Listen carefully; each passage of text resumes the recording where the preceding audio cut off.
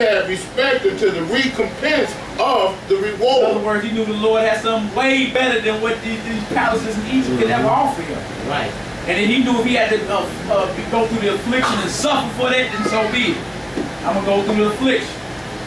All right, come on, Hebrew. Verse 27, by faith he forsook Egypt. Then he forsook Egypt. Kemet. Come on. Not fearing the wrath of the king. You care less about the wrath of the king. So what? We serve the King of Kings. Come on. For he endured and seen him who was invisible. Through faith he kept the Passover. Through faith he kept what? The Passover. People are saying you ain't got to keep the Passover. None of it, man, please. New Testament. New Testament. By faith he kept the Passover. And the first Passover was kept in slavery in Egypt. Outside of Jerusalem. By faith he kept the Passover. When them teachers are teaching you ain't supposed to keep the Passover, have weak faith. Weak faith. Come on, Hebrew.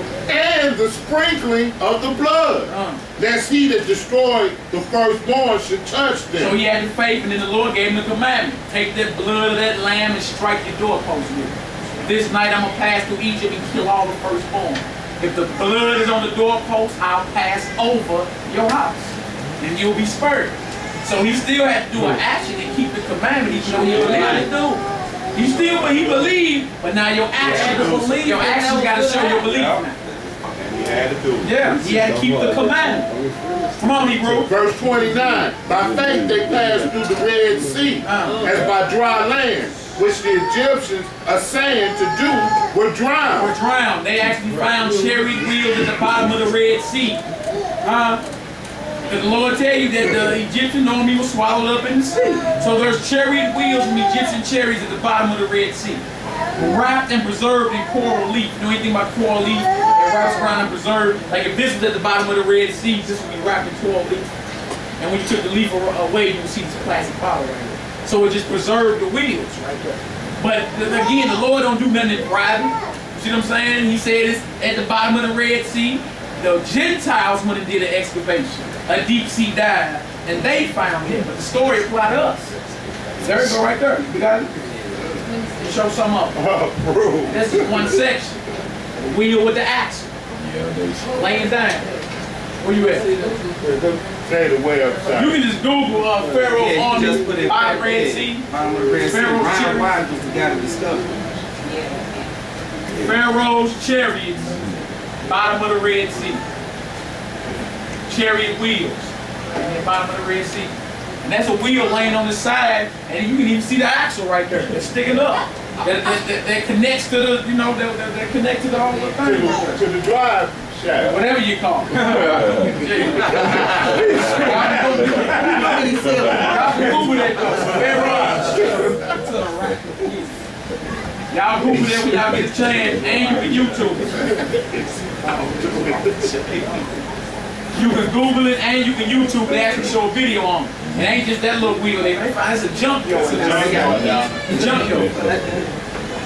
But this thing actually happened. It just happened to our people. That's the mystery of the whole world. We the people God did all that for. And the nerve was to turn our back on him. Right.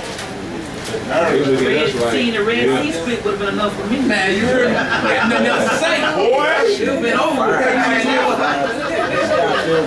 you're right. Which brings us to verse 30. By faith, the walls of Jericho fell down after they were compassed about 7 days. Why? They were commanded to walk around that wall 7 times. Hallelujah. But in order for them to perform that, they had to believe. The Lord was going to take down Jericho. Faith is always followed by some action. All right, to prove where your level of faith is. Always. All right, come on. And here's that second witness, verse 31. By faith, the harlot Rahab perished not with them that believed not, when she had received the spies with peace. And what shall I say more?